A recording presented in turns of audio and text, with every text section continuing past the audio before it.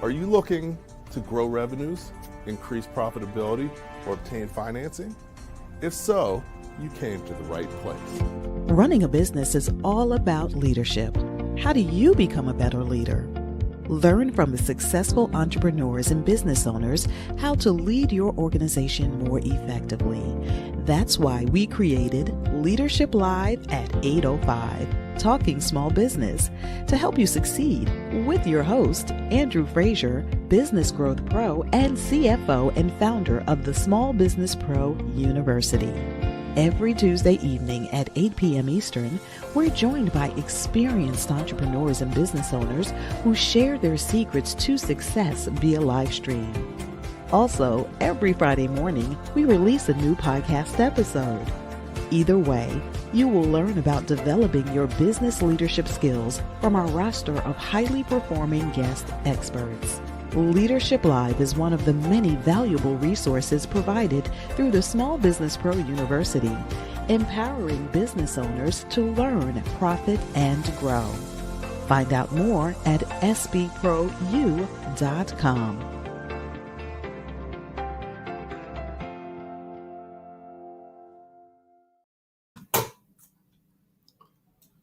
All right, good evening. Welcome back to Leadership Live at 8:05, Talking Your Small Business. I'm your host, Andrew Frazier, and excited to hang out with you once again on Tuesday evening. Each week we have a great guest and a great show, and we do this because as a business owner, there's so many things that you need to know to run your business successfully, but it's impossible to know them all. So it's important to continually learn and develop. And your organization can only go as far as you're prepared to lead it. So that's why the show Leadership Live, we bring experts in different areas of business to help build your knowledge, build your perspective, so you can run your business more effectively, so that you can grow, be more successful, faster, and easier, because that's really what it's all about. So thanks again for joining in. Always love to hear from our guests, so feel free to put things in the chat. Also, tonight we're going to give you an opportunity. If you want to come on and ask a question, we'll give you the link to do that. So this is the first time doing that. Well, I guess last week was the first time doing it, but it worked out really well. So definitely that's an option tonight as well. And but let's get started. Tonight's show, we're going to talk about unlocking the power of AI on a shoestring budget.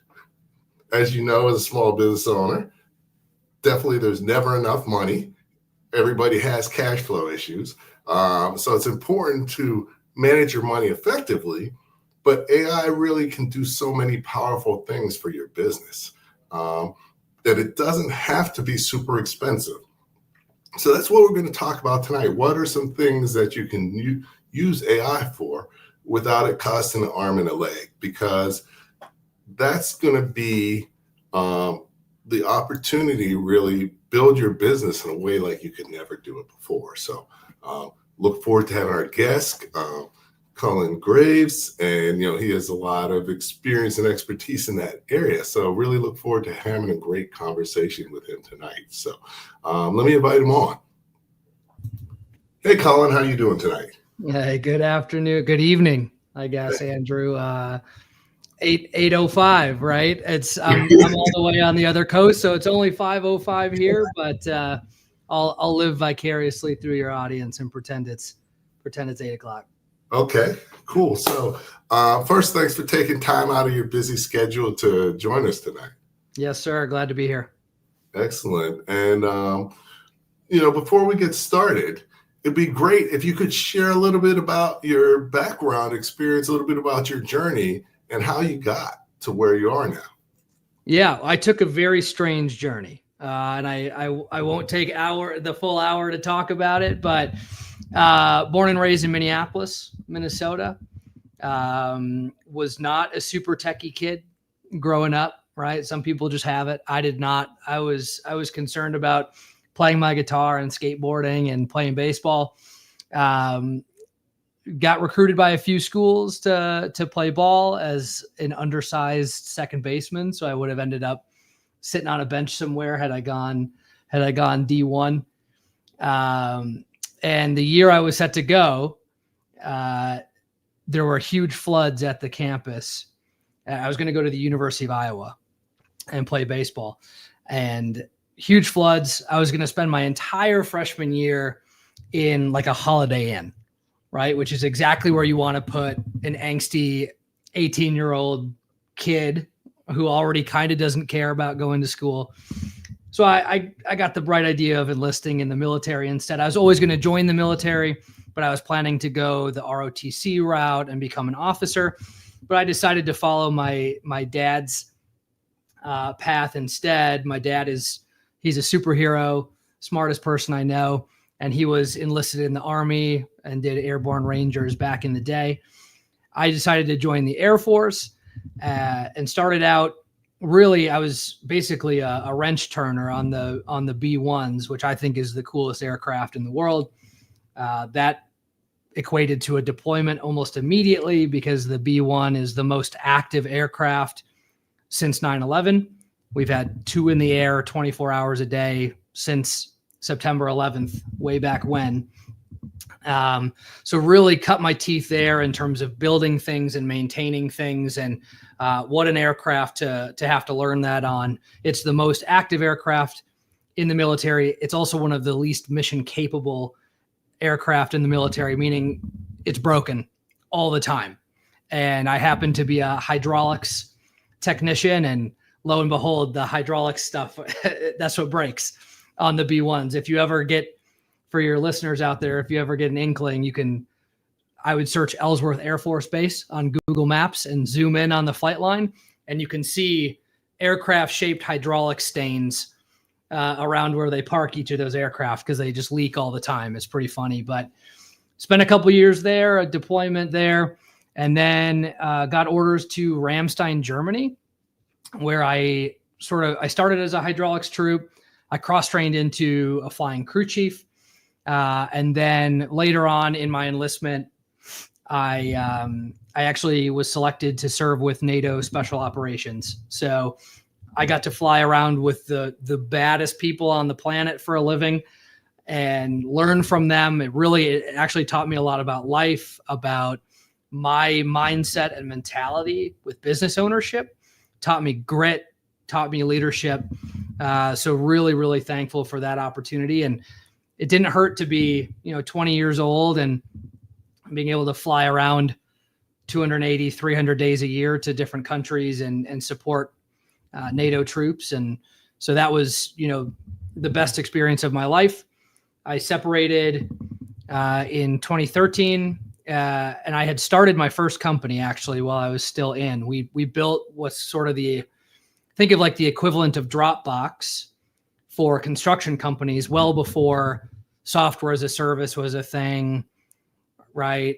So we were building these one-off every time for construction companies to basically share large files in the field over 2G cellular, which for your listeners is not 5G ultra wideband like you have on your phones today. It was pretty slow cellular signal, but think about being a job superintendent, driving out to a construction site, realizing you forgot a file back at HQ, and needing to turn around and drive all the way back to grab it. Our software allowed them to just download it off of the cloud. So built that, sold that in 2014, and signed my life away with a non-compete for 2 years, not knowing really what I was doing. So not only was I not allowed to start a software or technology company for 2 years, I couldn't start any business for 2 years, per the private equity firm I sold to. So I spent a few years out in the Bay Area, San Francisco, consulting on cloud with some early tech companies who were making the jump to Amazon Web Services, which is where my initial experience lied. And in 2016, I started North Labs. And really what we do today is advise small businesses, mostly mid-market businesses, on making smart technology decisions to drive business operations forward, right? Technology is growing, it's changing, it's noisy, it's scary.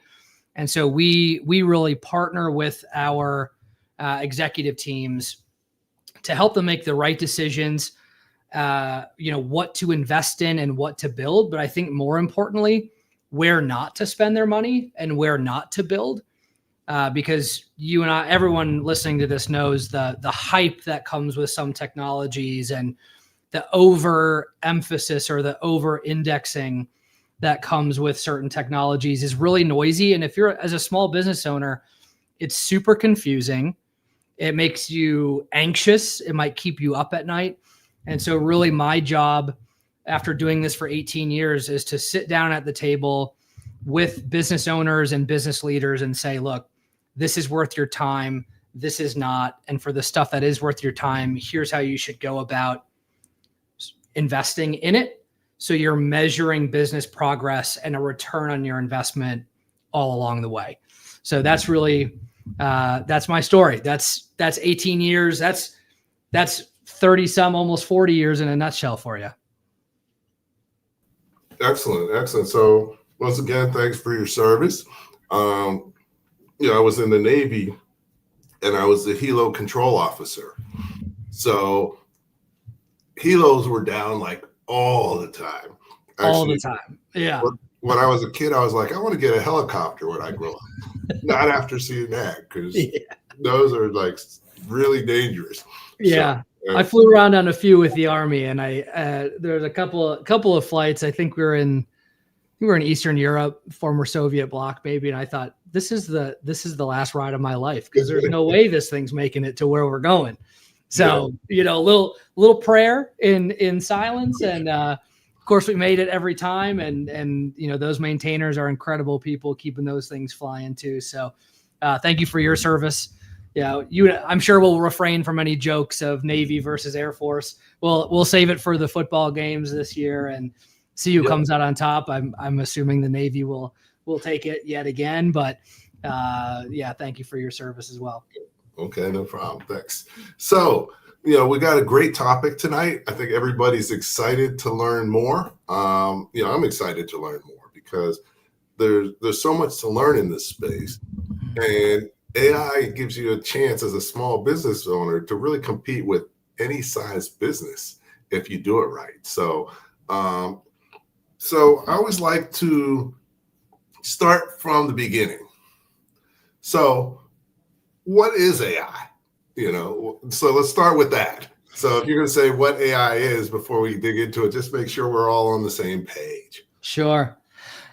Yeah, I've been doing AI for a long time. And let me tell you, it hasn't always looked like generative AI, which when the world says AI today, most of the time we're referring to generative AI. Generative AI is really, it's algorithms that are trained on lots and lots of information that use reasoning or decision trees to give you answers to your questions. And they do so with a body of what we call context. These days, context for a normal Gen AI system or large language model is about, think of the size of like a Harry Potter book. That's how much context any large language model is carrying at any given time. So AI in its true form is endless, infinite wisdom, infinite knowledge. We're still getting there, right? So large language models today are trained on lots of info. And really they learn about things as they go. But it is just what's considered a reasoning algorithm that can typically arrive at a fairly suitable answer to the questions you ask. It's not perfect yet. If you've ever heard of the term hallucinations, there are still some wrinkles to iron out that will come over time. But really, generative AI generates answers to prompts, to questions based off of how that algorithm was trained on its training data. So hopefully that helps. Okay, no, definitely. So that means, I guess, that it's going to continually get better and more accurate as it gets more information. Is that correct? It definitely hones in. Yes. Really where we are today is the big sort of technical limitation that we as engineers talk about is what's called a context window. So if ever you read about an LLM, it's always going to refer to its context window. And the context window, if you think about it in plainer terms, if you think about like the RAM in your computer, RAM is short-term memory, effectively. So it's memory that hasn't been sent to long-term storage. It's readily available and right in front of you and easy to grab. A context window in an LLM is very similar to that concept. And so if you think about like the queue, like say you're waiting in line for a concert or a roller coaster, you stand in line, right? First in, first out is a queue system. And LLMs work the same way. So as you converse with an LLM, it's going to start filling up that context window. So think about folks jumping in line to ride the roller coaster. Eventually, you're going to reach your context window limitation. And those folks that were first in line for the roller coaster are going to start getting on the roller coaster. And then they got to leave. And the other folks are going to move up, and new folks are going to move in. That's sort of how the context window works inside of LLM. So it's imperfect. Again, it's not going to have the same memory as you or I. But the benefit now with large language models is they do have long-term memory that you can move things to as necessary. So they're getting smarter. They're getting better at long-term retention. But that's really only in the last, call it 6 to 12 months, where long-term memory is now an option. It used to just be short-term or nothing. And now we have the possibility for long-term memory, which is a huge benefit to small business owners because you want to be able to build something and hone it over time and have it get more accurate without having to reteach it the basics, at certain points in the future. So that's a great benefit to folks now. And I think why we're seeing such massive adoption with popular Gen AI tools inside of businesses. Okay, excellent. So now, if you're looking at technology progress, there have been a lot of technologies that they said, oh, this is going to change the world in a huge way. Sure. The metaverse being one, the blockchain being one, and they haven't been significant, but not significant for the average person. Right. What is it that makes AI so much different than those? Oh, that's a great question.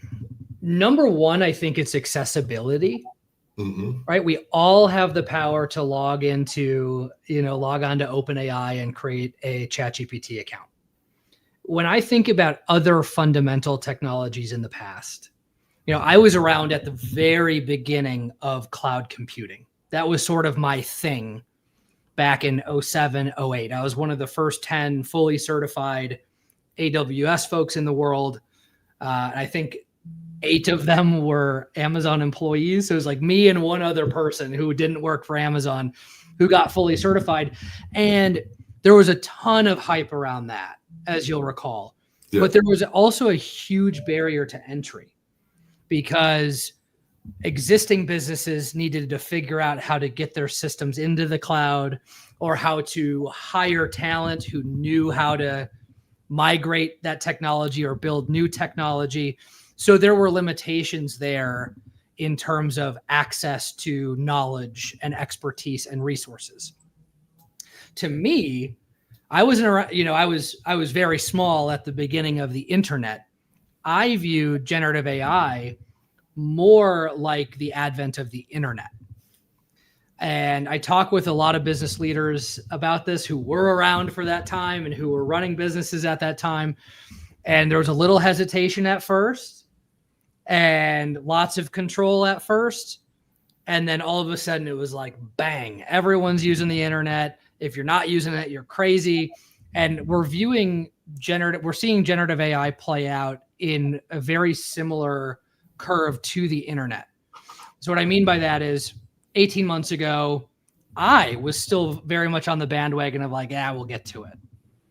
Right. I wasn't even advising my customers to jump on that ship because I was watching huge enterprises have spectacular failures adopting generative AI, like tens of millions of dollars just set on fire.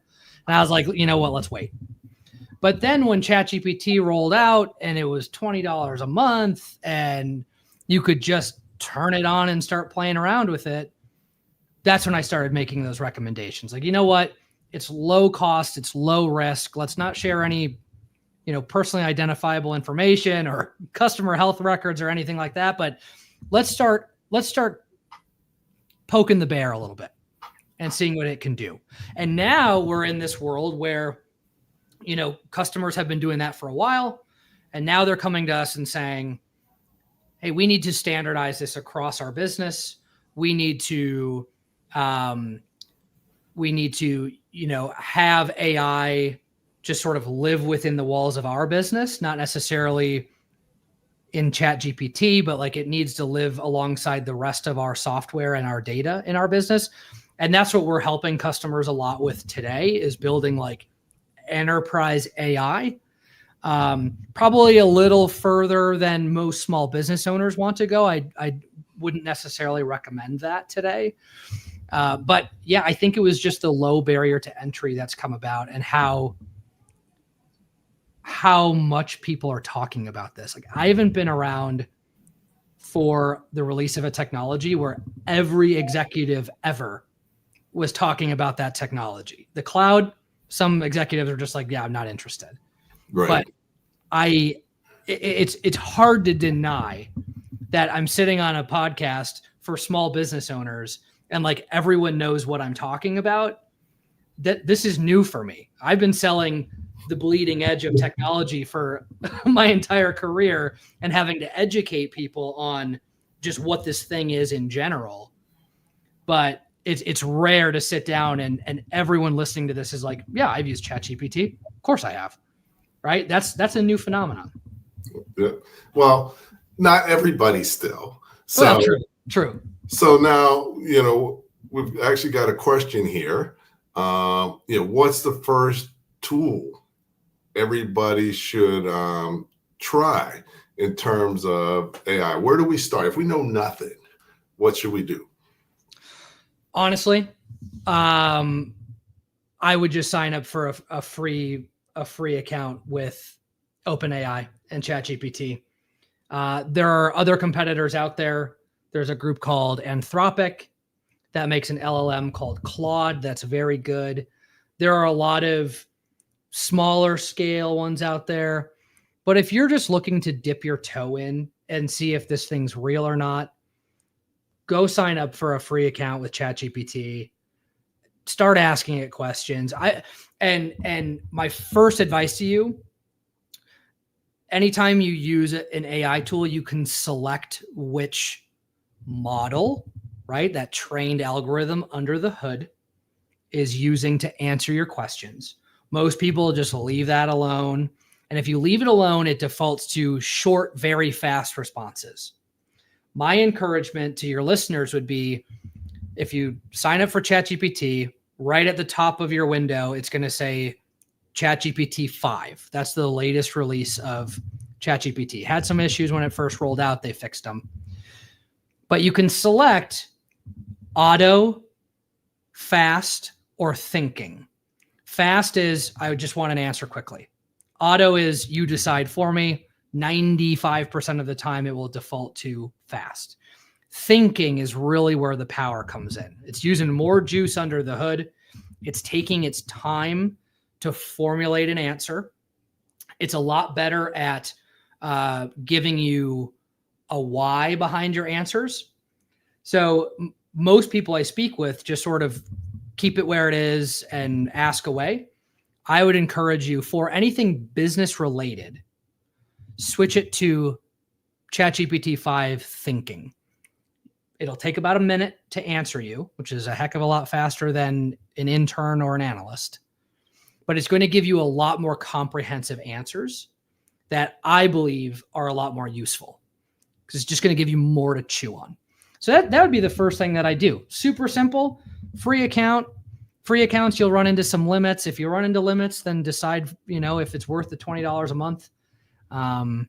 But I'd encourage everyone to do that, right after we wrap up here today. I think it's really, really powerful stuff. Okay, so now I have to switch up my Chat GPT. Yes. No, definitely wasn't aware of that, but it makes sense, and definitely something good to do. So I've already learned something.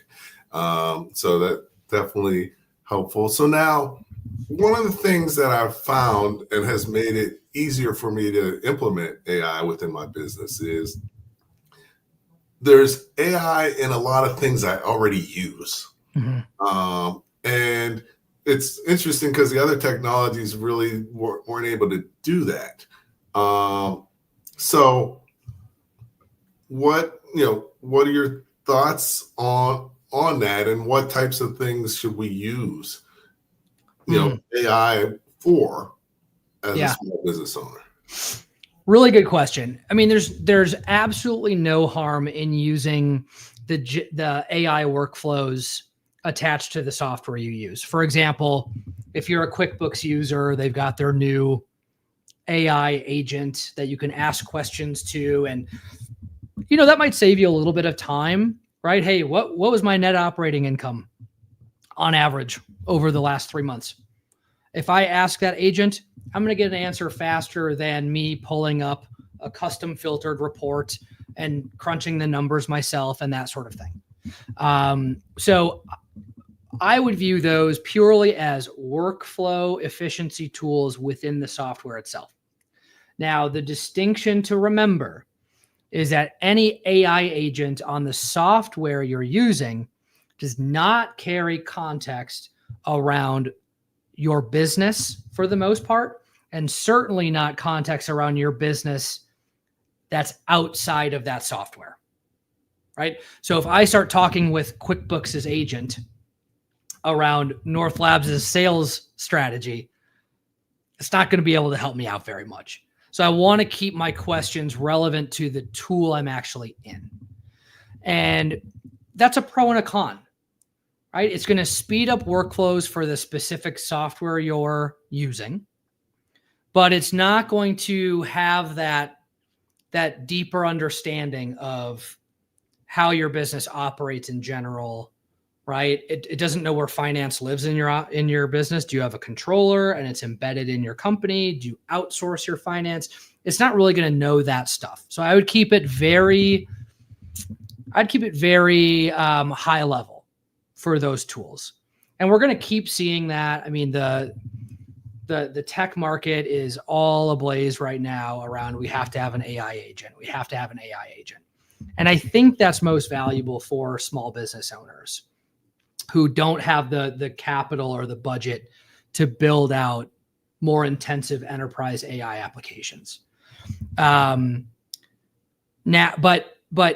I think really where the value lies is sort of what we talked about earlier. If we spin up a trial of ChatGPT, you can create what are called folders. Okay. So what I would recommend doing is create a folder with your business name, open that folder, and ChatGPT says, what question do you have? But right underneath the what question do you have, there's a box where you can provide a prompt. Okay. And that prompt is used in every question you'll ask within that workspace from now until the end of time, or until you change the prompt. So what I like to do for that prompt is I say, you are a senior business strategist reporting to North Labs' founder and managing partner, Collin Graves. With each answer you provide, create as comprehensive and detailed an answer as you can. Keep your response, feel free to create PDFs and Excel documents and Word documents, but avoid jargon or hyperbole or, hype man type of things. Cause sometimes they'll say you're the greatest and you're tall and handsome and you got this. Like, let's avoid all of that. Let's keep it business, be pithy, be sharp, be precise.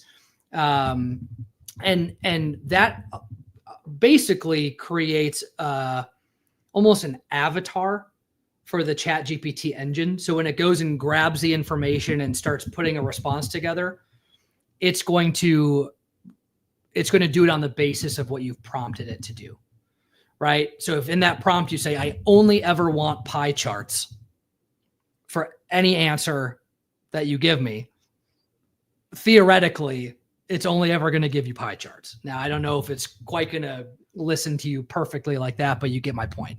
It's setting the general theme with which to answer. So I'd encourage everyone, like, tell ChatGPT that it's your business strategist.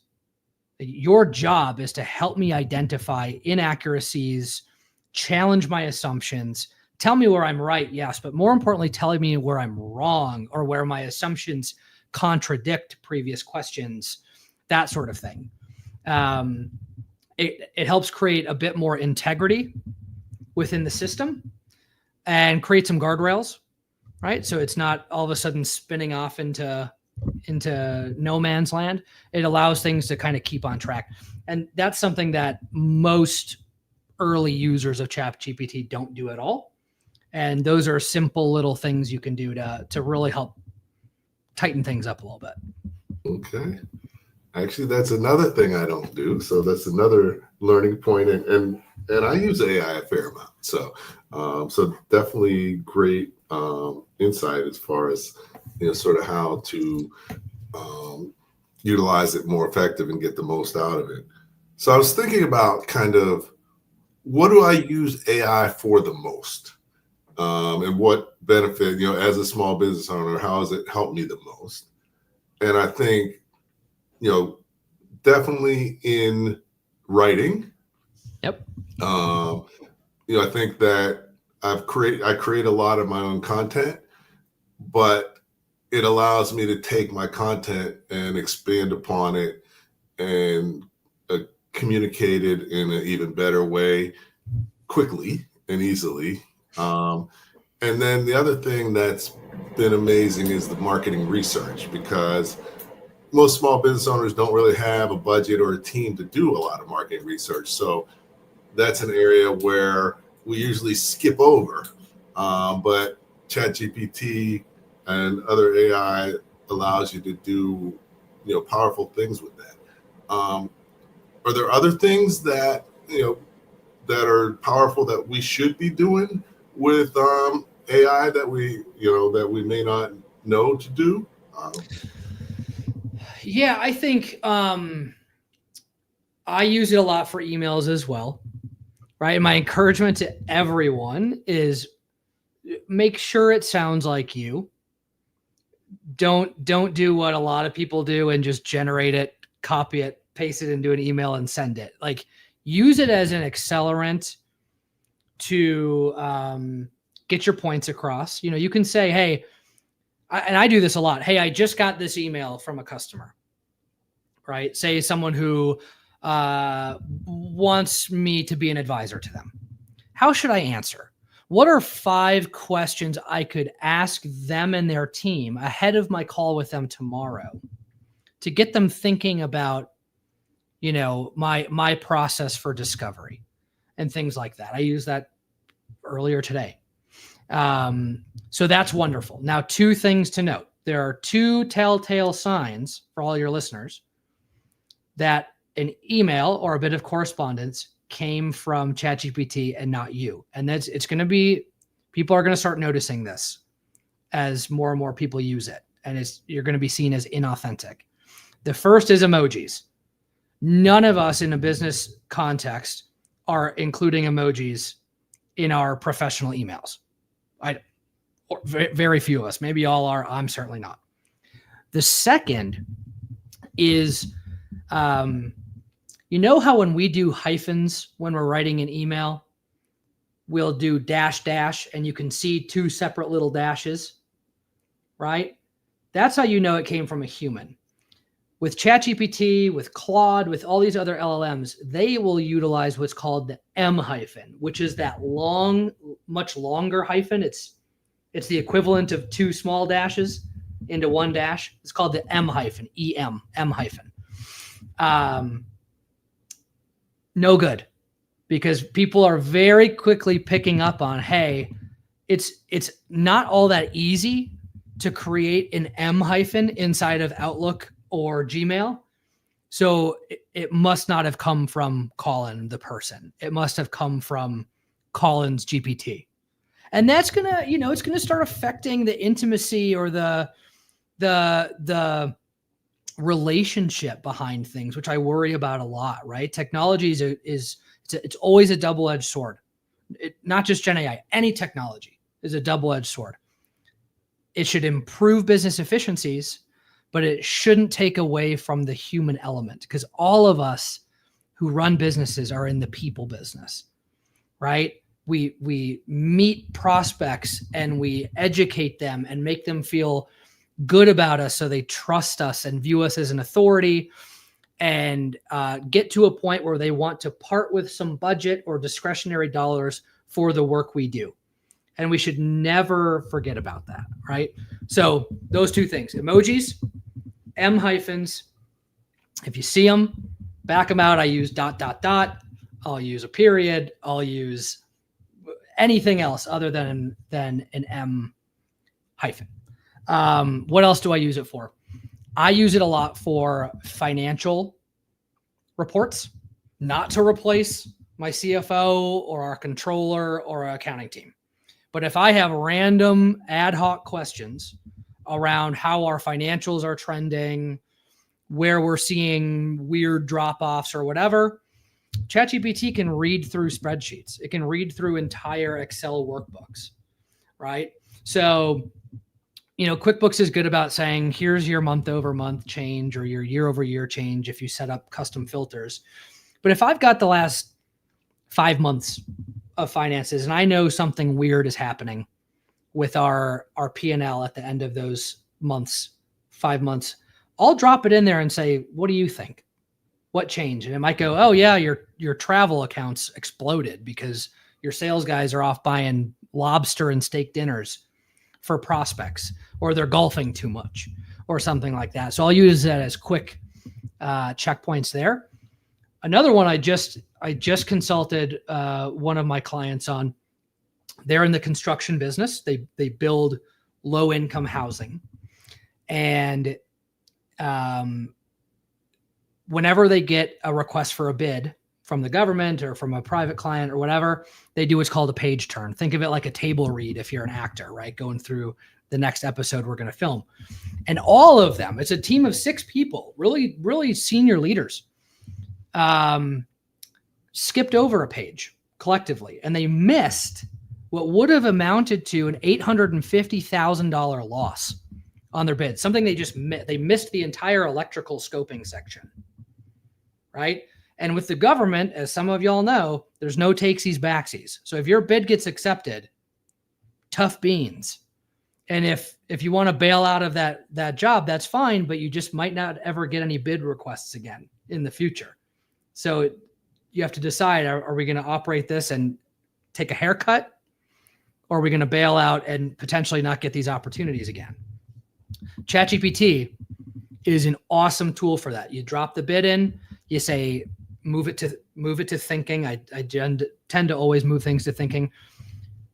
Lay out for me each of the scoping points we need to consider for this. I'm not telling you to create the bid for me, right? But allow me to use it as a little insurance policy for what I'm trying to do, right?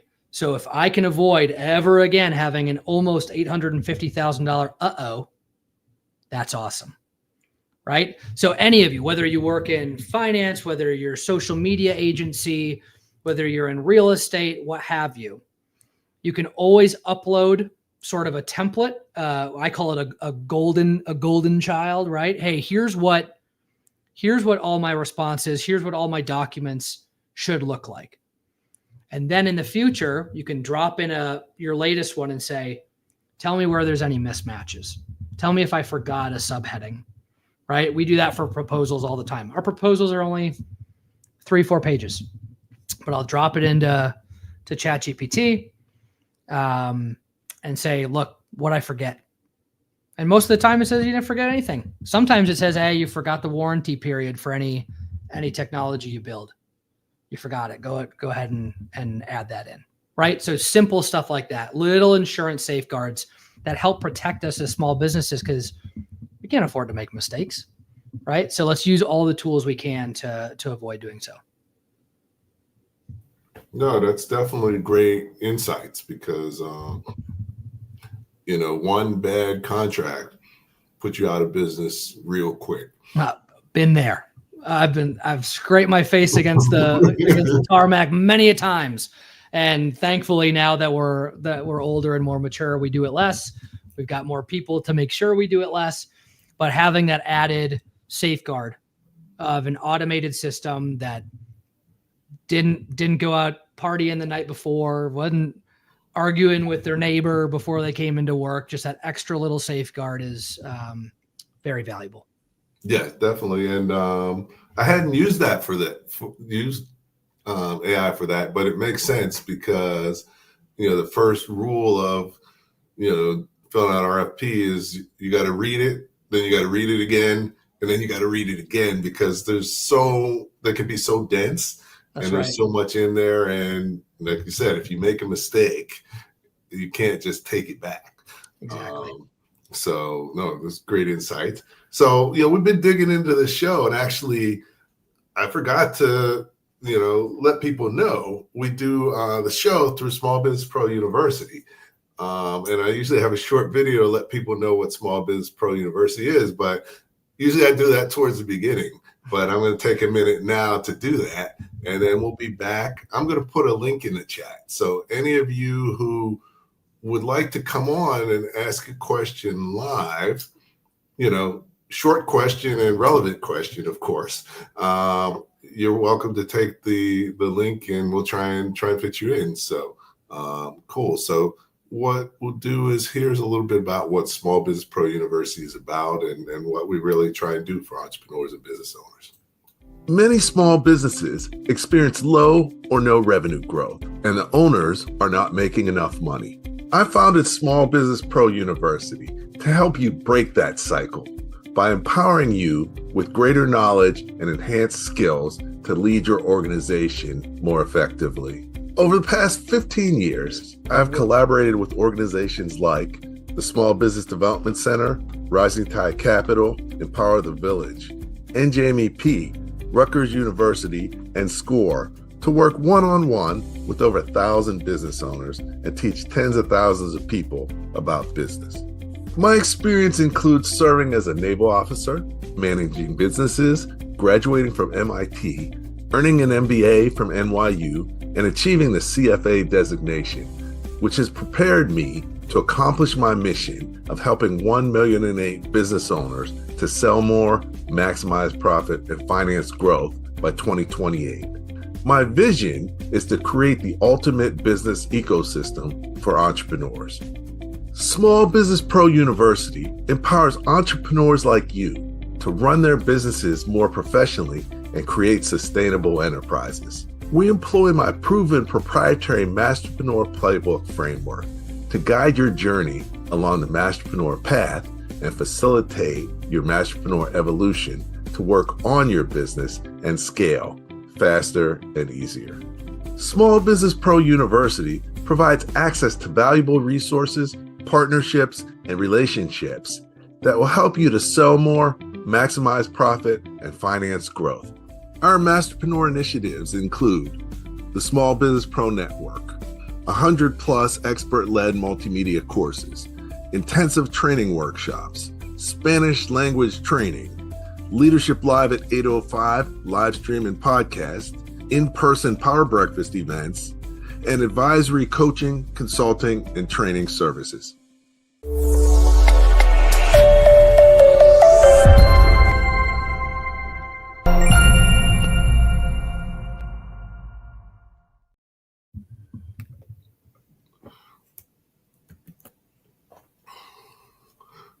Okay. Let's see. All right. So welcome back. Here with Collin Graves, we're talking about AI, taking advantage of the power of AI on a shoestring budget. We've talked about a lot of things and sort of how to get started. So sort of like a little bit of an AI 101. So now, just to give us some insights, what might AI 201 be like? So once we've done this, or if we've already done this, how can we take it to the next level?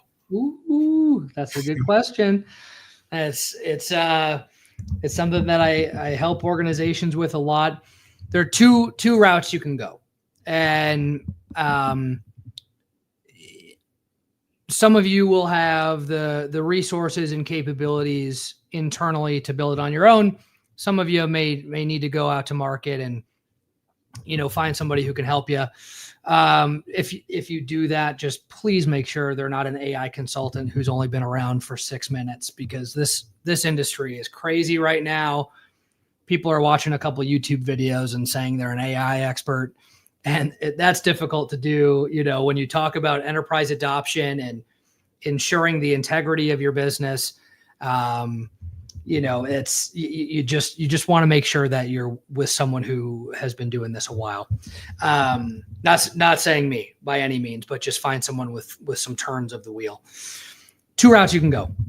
One becomes setting up more what we call agentic workflows. All an agentic workflow is using generative AI linked to other generative AI to complete a process, right? So think about, notifying a certain person on your team of a customer support ticket. Okay. Customer support ticket comes in. Maybe we use Trello. Maybe we use Jira, whatever it might be. ClickUp, Smartsheet, doesn't really matter. Ticket comes in. You can have AI read the ticket, say, what is it about? What vertical is it for, right? Is this about finance? Is this about tech? Is this about a certain piece of the pie?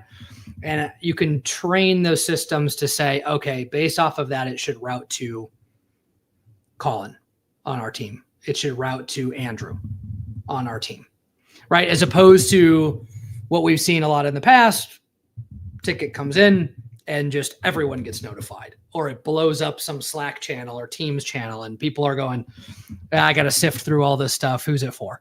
Right. So things like that. On the other side of the coin is more of the data and analytics side of things, which I find a lot of interest in.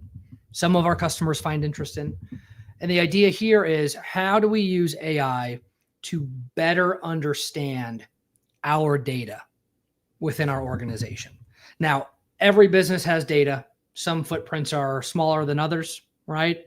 You as a small business owner are going to have a smaller data footprint than a $500 million concrete company, right? But everyone's got systems. Think QuickBooks, think Salesforce, think HubSpot, right? Any data tool you have, right, leaves a data footprint.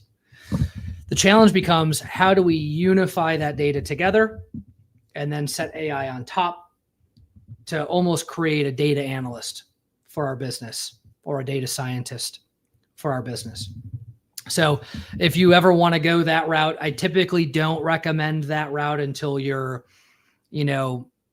halfway or more to 10 million in revenue. Otherwise, it just might not be worth it, right? But if you're on the larger side of small business, I'd encourage you to think through your 3 most important business systems, right? That's typically some sort of customer management system, some sort of finance system, and some sort of operation system, right? Most companies and most organizations have some derivation of those 3.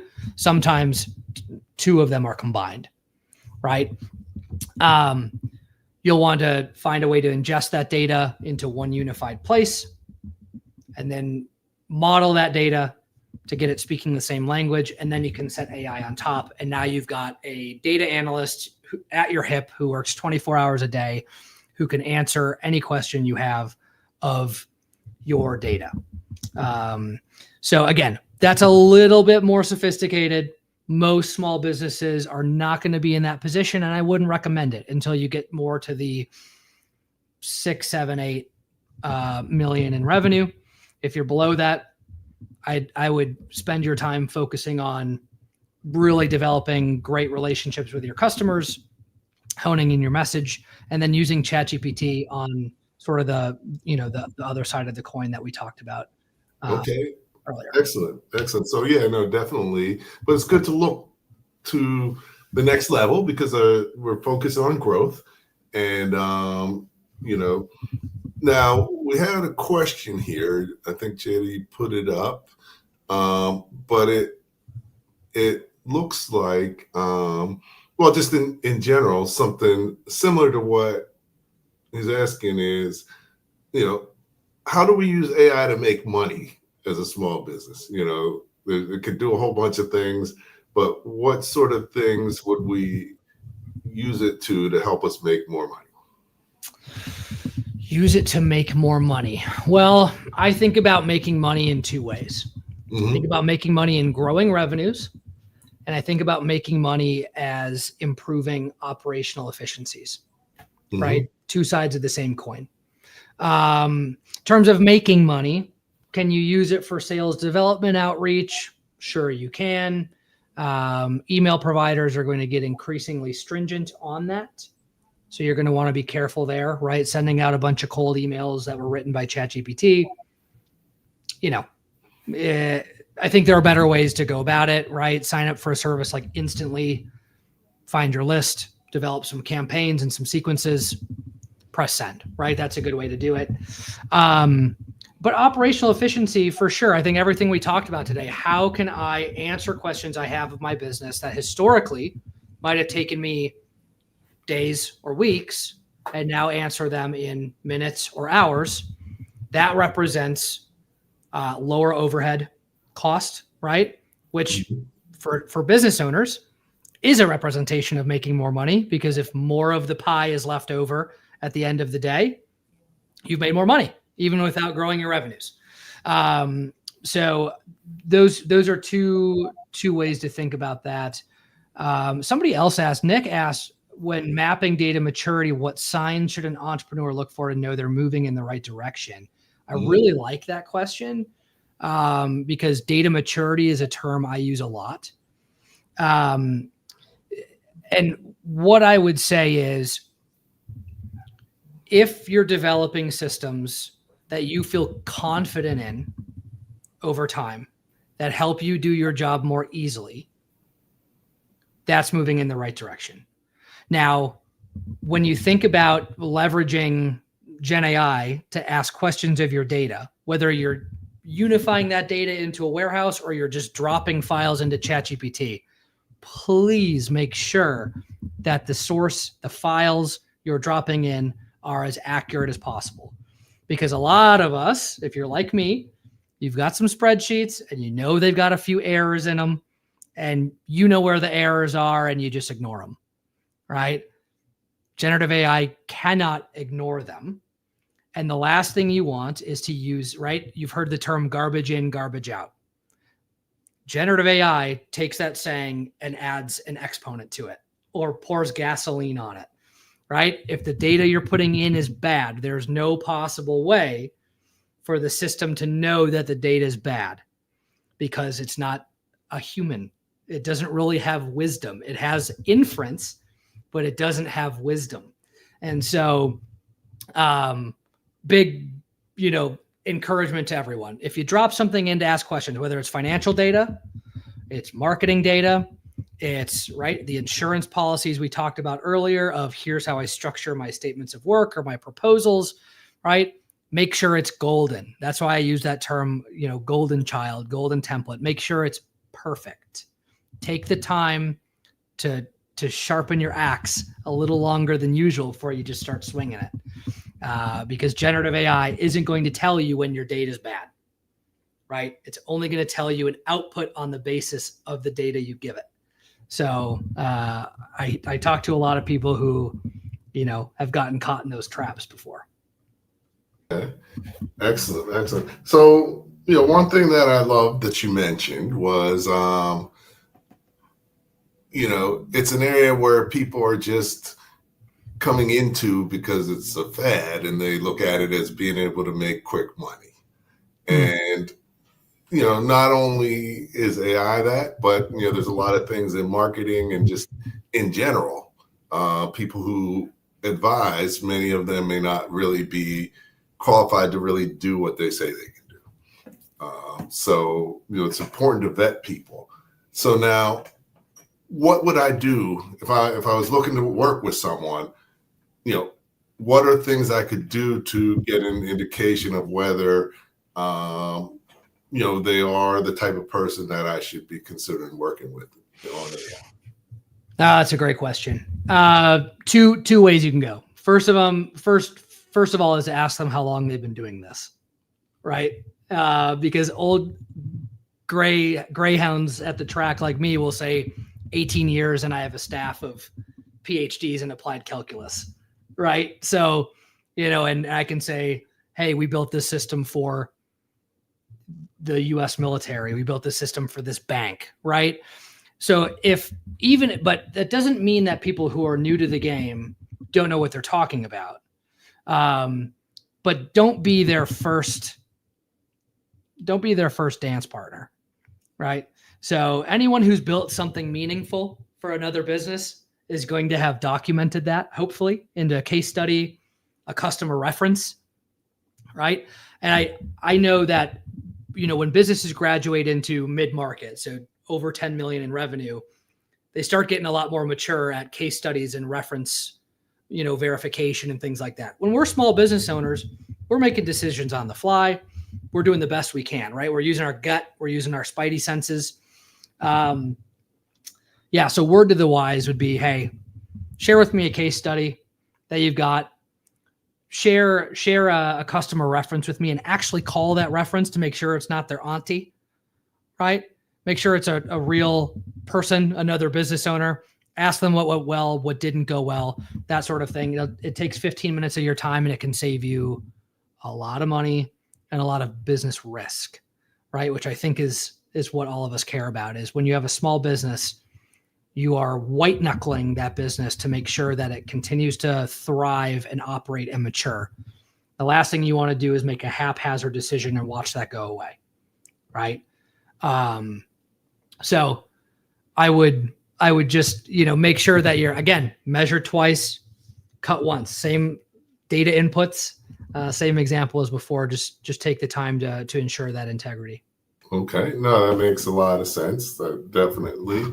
Now, one thing that I've heard and I sort of, use for myself and people who talk to me about AI is it's best to really focus on using it for things you already do or had already planned to do.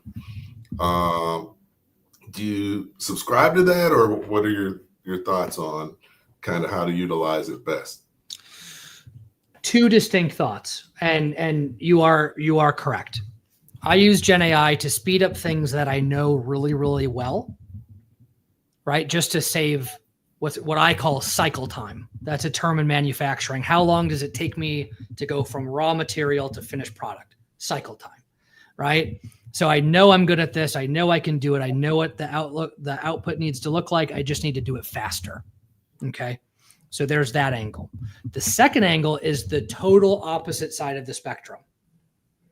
I don't know what I'm doing. I don't know a lot about what I'm asking, but I also don't want to take the next month to manually research everything, right? So I invest in other businesses, right? I buy other businesses and operate them, and I'll use ChatGPT 5 thinking, remember that everybody put thinking on, to help me understand areas to attack, either different states I should be looking into, industries I should be looking into, gotchas in particular fields, right? Things that I could figure out, but I'd have to dig through a lot and call a lot of buddies and watch a lot of YouTube videos.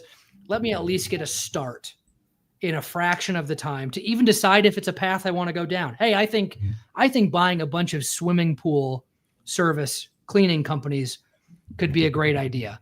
Let me ask ChatGPT. Is that a good idea?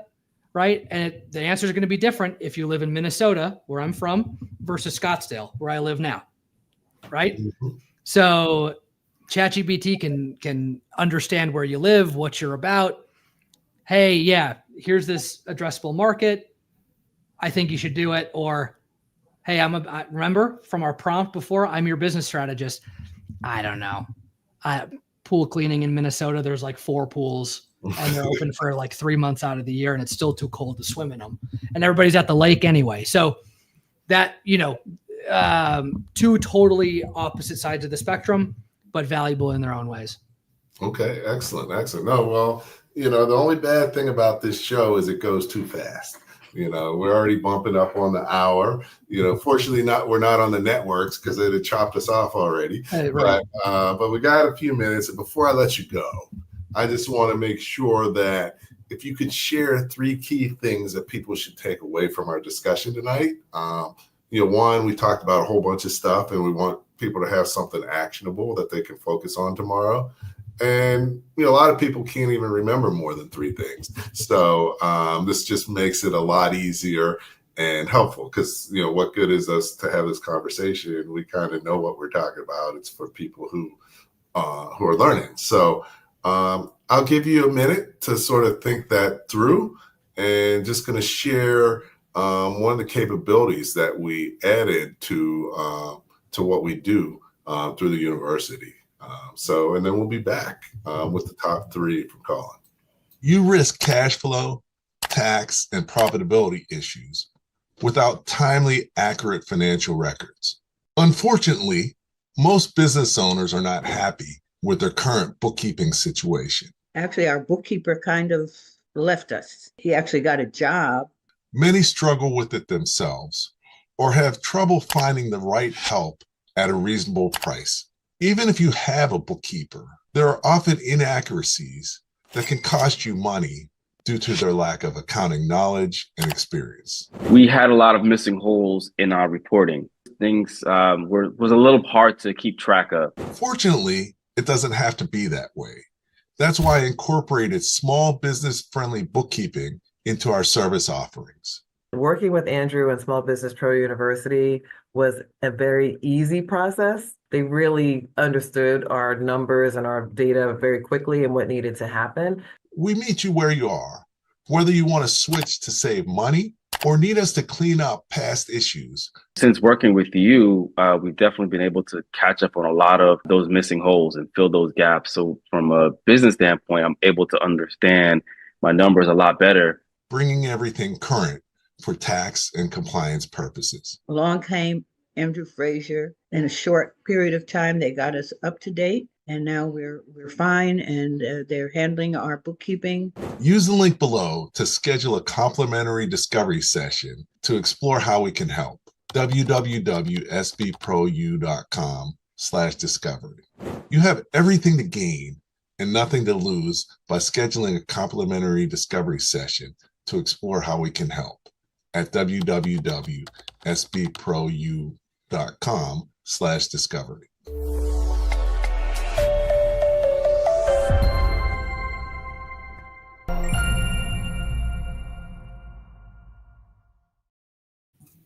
Okay, welcome back. I'm here with Collin Graves. We're talking small business. The topic tonight is unlocking the power of AI on a shoestring budget. So, Collin, what are the top 3 things people should take away from our conversation this evening? All right. Well, I'm going to frame it in maybe a slightly different way. And it's going to be 3 steps that everyone can do as soon as we wrap up this show that will provide them benefit. I know some people joined late and maybe didn't hear it. The first, if you're not signed up for ChatGPT, sign up for it and select the thinking option where it says select a model. Not auto or fast, thinking. Most people don't use that at all. They should be. So you're going to get more comprehensive answers. Secondly, create a project or a folder workspace inside of ChatGPT, give it the name of your company, click on it, and inside there, you're going to see an input box for creating a prompt.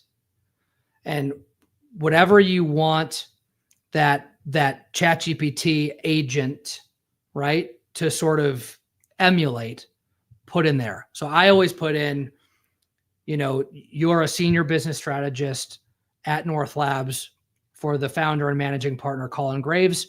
I'll give it as much detail as I can around who North Labs is, what we do, who we partner it with, and what our customers commonly come to us for. Remember, any question you ask thereafter, that prompt is going to influence how that answer is created for you. So it'll be slightly less generic and a little more tailored toward what you're asking for it. So if you want a business strategist, if you want a marketing strategist or a marketing lead, if you want a peer executive, if you want a bookkeeper, whatever it might be, right? That's where to put it. And then lastly, what I want everyone to do, everyone as a small business owner has things that they're stressing out about that keeps them up at night or gives them anxiety. Just start a conversation, right? It may not provide you the best answer. It may not be spot on, but it may give you a little nugget enough to make a light bulb go off, right? ChatGPT-5 thinking, get your prompt in and start asking questions as though you're almost talking to a peer about what's going on in your business and what you're trying to solve. At the very least, it's going to give you one additional data point to think about, to consider for your business without you having to go outward and know what to search for on YouTube or ask people about. It might provide you with just enough to move the needle for you. And if it can do that, right, at a $20 a month subscription cost, it probably just paid for itself there and created positive ROI in that interaction. So 3-step plan to getting started. And I hope everyone, solves all of their biggest, juiciest issues by doing just that. Okay, excellent. Well, that's really powerful insights. First, to get started, you got to get AI, get access to it, and you learn a lot by doing. It seems scary, but what I found is you're just really asking it questions to get insights or get the information that you want. So definitely that's key. Once you're using it, being able to really refine through setting up the folder. There's a lot of things that you can do to give it insight so it can give you better answers. I usually, they can use prompts. I use,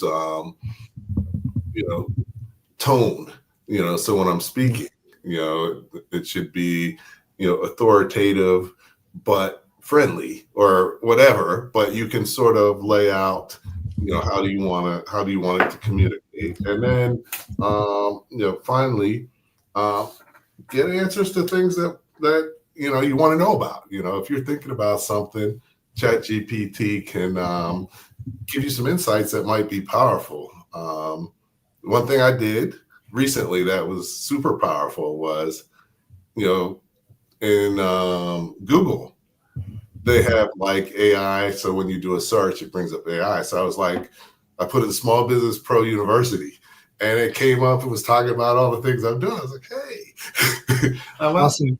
So definitely good to Google yourself and AI yourself and see what your impression is in the marketplace. Yeah. One other thing for your listeners before we go. Okay. Typically when you open, so say you're chatting with ChatGPT and you open a new chat and it looks the same as opening a new text message, oftentimes that context you've established is lost. Mm. And back in the day, meaning like 6 months ago, there wasn't much you could do about it. But now if you're chatting with ChatGPT and you feel like it's picking up on who you are, what you do, what you're trying to solve, you can put in, instead of asking a question, you can say, save this context to long-term memory. Mm. And you should see a little system icon that says updating memory. And if it does that, it can't save every bit of a super long conversation, but it can save the important context. Then when you open a new chat, it will have retained that and can reference it in a new chat window if you open up a new one about a different subject. So that's important to know, so you're not having to repeat yourself over and over again. Okay, perfect. No, I definitely appreciate that. That's helpful. So, Collin, this has been great. Definitely appreciate you taking the time to hang out with us and teach us. I've learned several things tonight, and I'm sure everybody else has as well. Definitely, as you can tell, Collin's a friendly guy. We've got his LinkedIn profile in the chat, so feel free to reach out to him there as well. We've got his website, so if you want to learn more about what he and his company do, you're welcome to do that as well. Anything you want to share before we close out, Collin? No, I wish everybody luck. It's obviously a new and exciting age, but at the end of the day, don't let Gen AI remove your core mission and your core value and your core relationships. Remember, technology is an efficiency tool and an enabler, but we don't want it to get in the way of the purity of our mission and who we are, what we're good at, and what our customers appreciate us for. So use it to your benefit, but don't let it take away from the spirit or the soul of what you do, because that's ultimately more important. Okay, excellent. Well, thank you. If you can hang on for a few minutes, that would be great while I close out. So once again, I appreciate everybody tuning in. Thanks for your comments. Thanks for your questions. I hope you got a lot out of tonight. And, if you're watching the replay, hopefully you get a lot out of it as well. This year, we're having our 5th anniversary of Leadership Live at 805, over 250 episodes. So we're actually having a celebration episode on September 30th. So we're going to be both live in person, as well as we're going to be live streaming it. So if you're in the New Jersey area, we're going to have an event in Montclair, New Jersey that you can join us at. And not only that, in honor of the 5th anniversary, we're actually pulled together some of the great knowledge and resources that people have shared on the show. So we're also having our book launch, 99 game-changing tips to accelerate your masterpreneur journey. And we've got 99 tips from 33 of our guests that you'll be able to have access to. So, really a lot of powerful knowledge. So hopefully you can join us for that, and definitely want to check that out. And then something that we're launching now for entrepreneurs and business owners, we created the Masterpreneur Growth Assessment. And this is a way to, we created so you can get your Masterpreneur score, find out where you are, and then, where you should focus to grow faster and easier. So definitely you want to get your Masterpreneur score, sort of see where you are and see how it can benefit you. So, those are some exciting things that we have coming up. And, definitely as we close out, you always want to remember that at the end of the day, the more that you know, the faster and more successfully your business is going to grow. Thank you for listening to Leadership Live at 805, Talking Small Business. Subscribe to our YouTube channel and to the podcast on your favorite podcast platform. Leadership Live is one of the many valuable resources provided through the Small Business Pro University, empowering business owners to learn, profit, and grow. Find out more at sbpro.u.com.